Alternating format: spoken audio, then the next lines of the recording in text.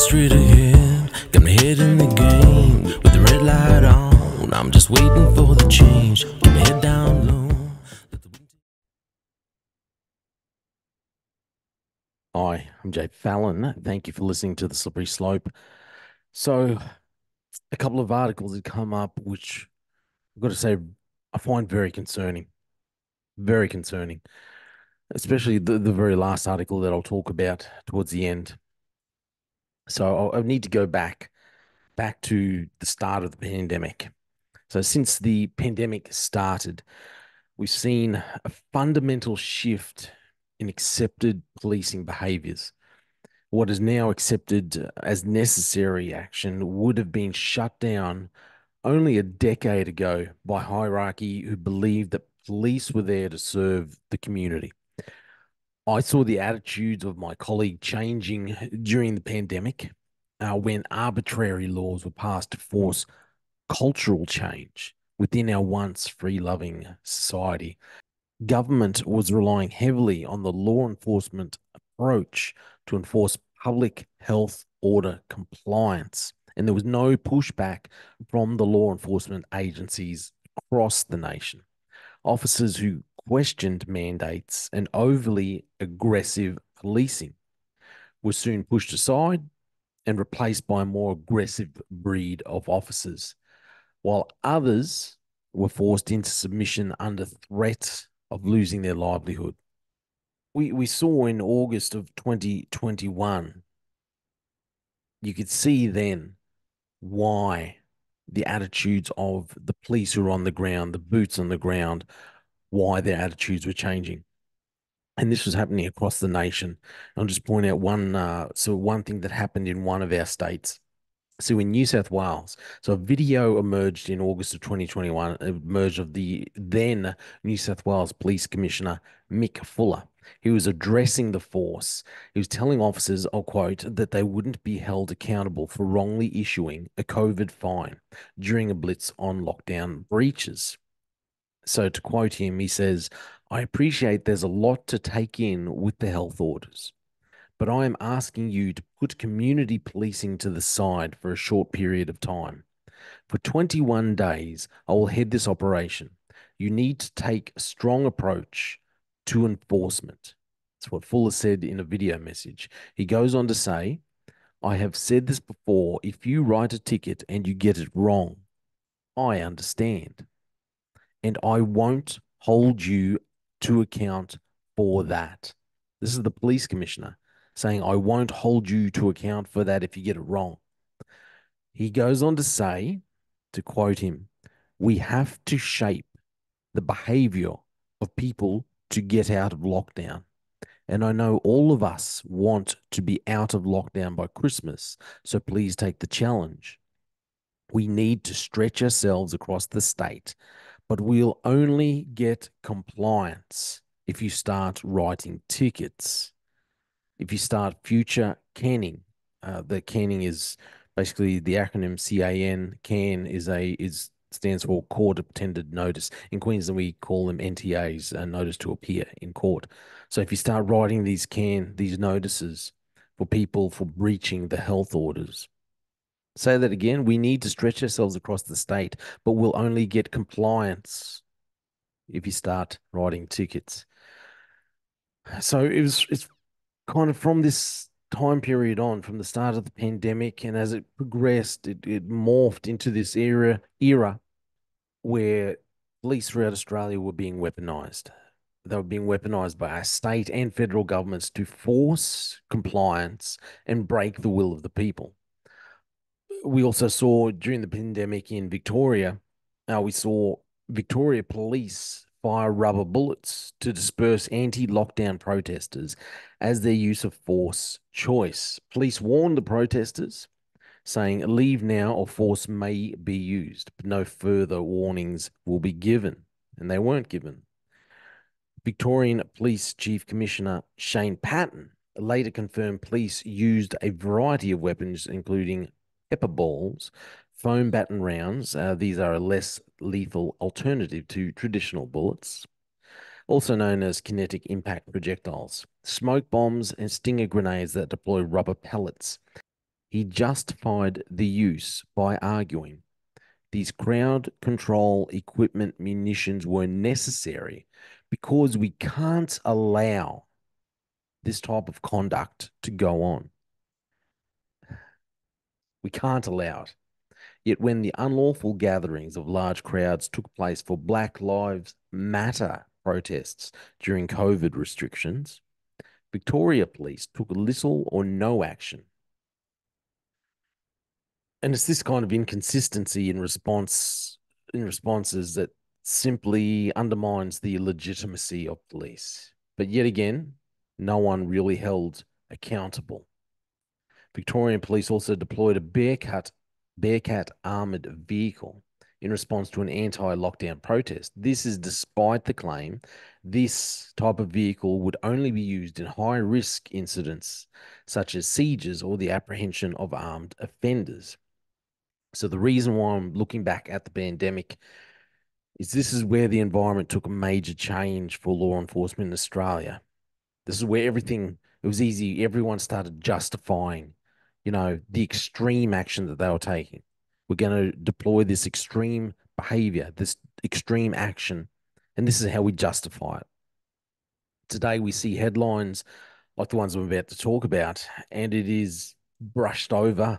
It's accepted as part of today's law enforcement action and largely ignored by the public. So I'll bring up a couple of different headlines, and there's one major one I want to finish on. But so in October 2021, we saw this headline. I'll bring it up for everyone to check out. This headline here: Australia had a record number of police shootings in the past year. Should we be concerned?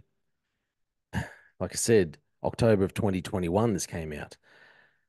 Fatal police shootings. The report on deaths in custody in 2019-2020 indicated there were 24 deaths in police custody or custody-related operations. Of these, 16 were attributable to police shootings. This is the highest number of shooting deaths since record keeping began in 1989 to 90. Over that period, Australian police have shot dead some 164 people. The latest AIC report shows there have been a 78% increase in fatal police shootings between 2018, 2019, 2019 to 2020. Police shooting deaths are up nationally. And here's the graph that goes over that. So a little disturbing that is. However, in August of 2023, uh, we saw we then see we then see this headline come up, and I did a report on this when it came up. Data shows Queensland police shot more people last year than police in the rest of Australia combined. August 2023, the rest of Australia combined. Here's the data here, the statistics state by state. So obviously none in Northern Territory, 14 in Queensland. It's not a great record. 8 New South Wales, 1 Victoria, 1 in South Australia, 2 Western Australia. Very, very concerning. So stats seem to be just going up. The thing is, I don't see that police are really held accountable. And it's not that I want to go out and just start blaming police for every action. It's a hard job. It's a tough job. You get faced with the extreme of circumstances. But the problem that I see is any law, any use of force, it's got to be lawful.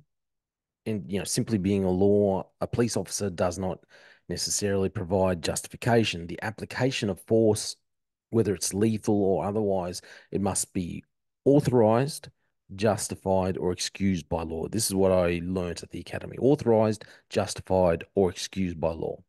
If not, then the use of such force may be criminal. The problem I see is that we don't want to ask any other question. We say, well, for example, someone produces a knife, the officer may step back and say, knife, knife, knife, drop the knife, pull the gun, bang, bang, bang. We don't ask the question, was this absolutely necessary?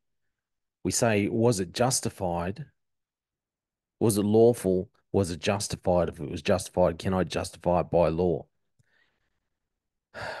We just rely on, can my actions be justified? And we've all seen that it's relatively easy to justify anything with the law. Again, going back to the pandemic, we saw human rights such as autonomy, bodily integrity, including the right not to receive medical treatment without consent, freedom of thought, conscience, religion, and belief were all discarded. Sometimes with the use of phrases such as what I heard, limits on human rights are reasonable and justified by the need to ensure compliance. Remember, it's what along the lines of what Mick Fuller said. Hey, we need to make sure society falls into compliance. What I was told was limits on these human rights, such as autonomy, bodily integrity, the right not to receive medical treatment without consent. It's reasonable to put limits on these human rights, and we can justify it by the need to ensure compliance. So this brings me to the last headline that I want to share. Okay, and the reason that really got me thinking even more about all this latest story that came up, and I'm wondering who is being held accountable, who is being held accountable for these actions. We've gone down this path where where police and government justify everything they do. They're not really held accountable. They find it that they can justify, as long as they can justify it by law. Even if a magistrate will stand up or a judge will stand up and say, hey, this wasn't right, what you've done, they still are not held accountable. They might get a little rap on the knuckles. This headline here, counterterrorism police fed fixation of autistic teenager. This came out just today. Today is a Monday, the 5th, I believe it's the 5th of February. Counterterrorism police arrested an autistic teenager fixated with Islamic State after engaging with him online following a plea from the Victorian teenager's parents for help. The parents have gone to him for help, and this is what the outcome has been.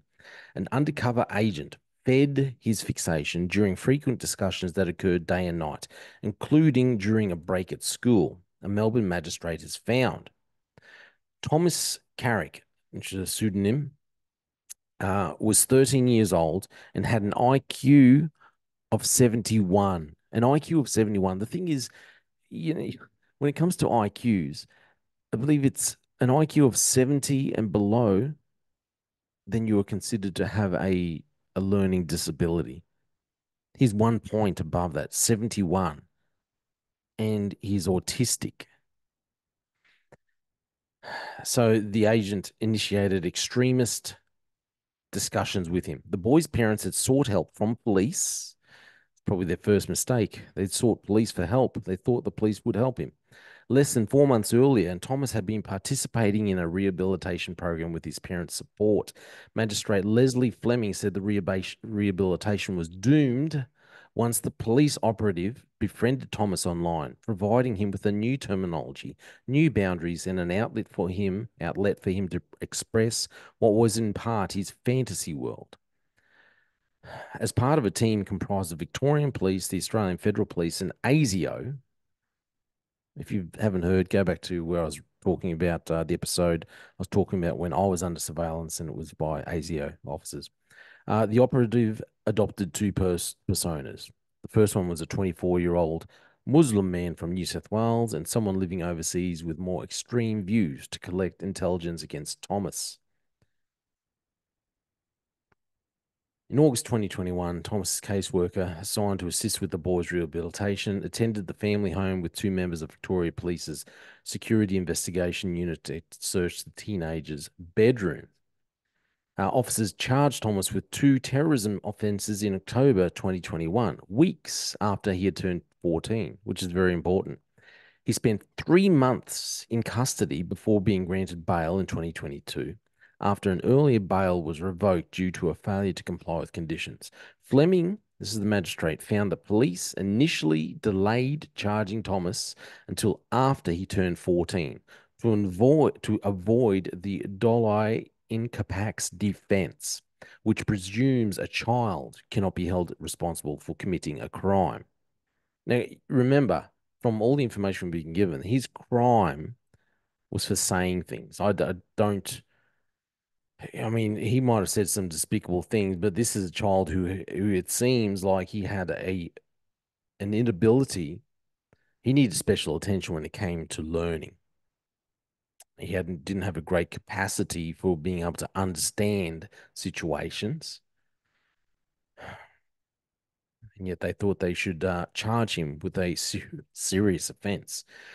Magistrates go on to say the invasive and totally inappropriate search of the house occurred without authorization.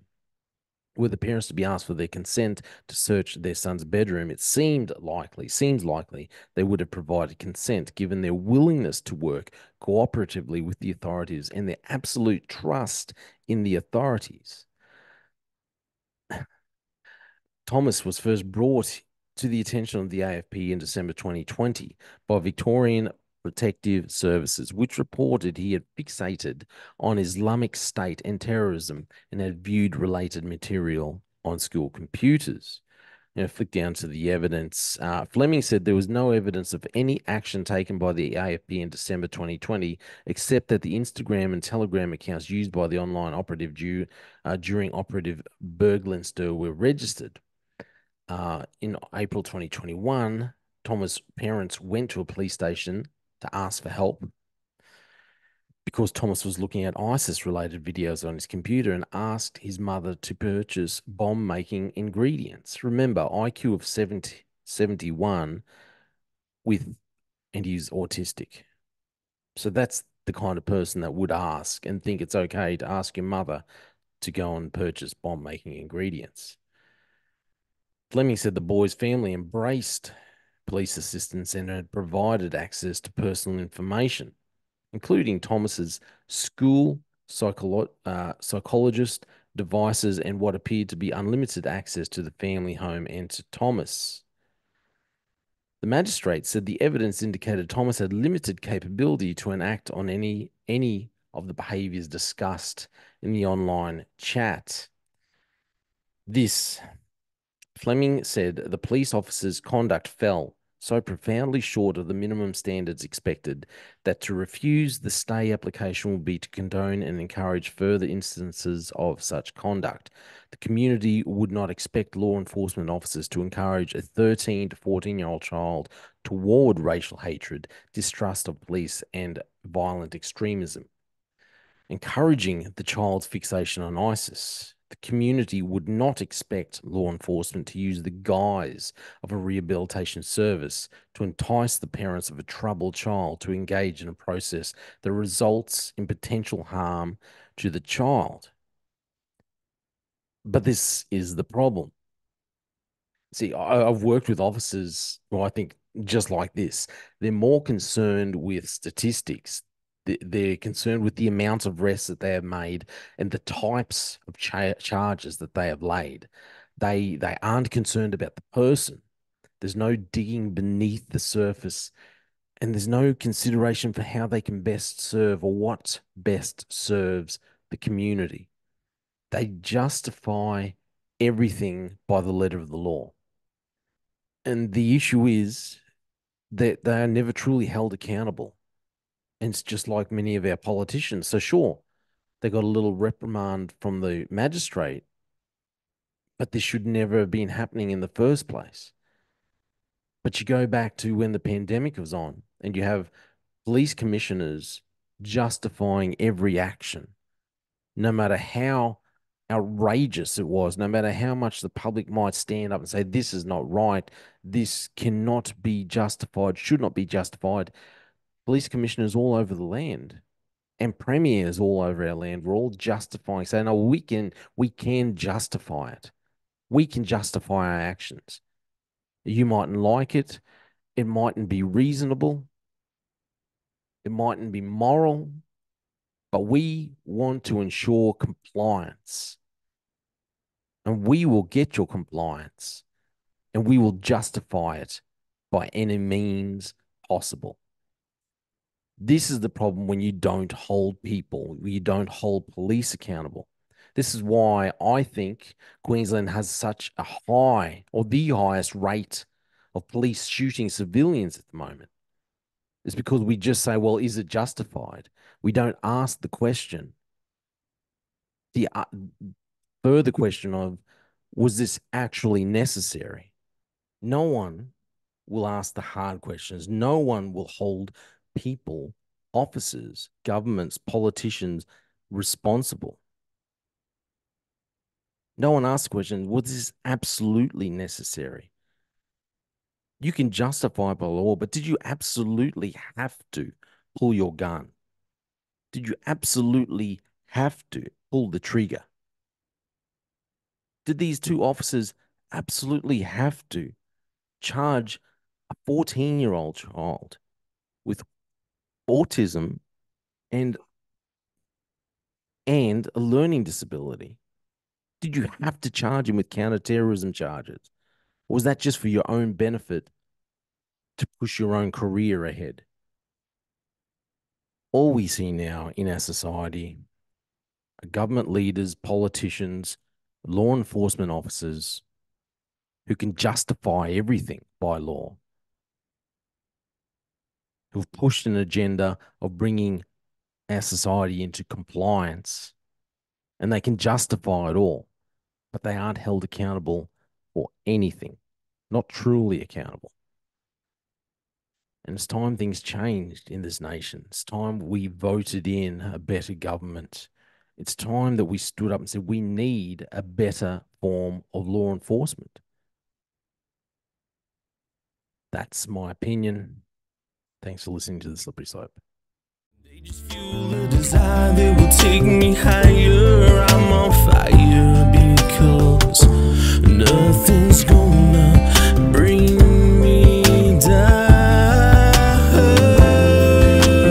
Nothing's gonna bring me down. Nothing's gonna stop me now. No more demons to be done. Nothing's gonna just focus on the goal.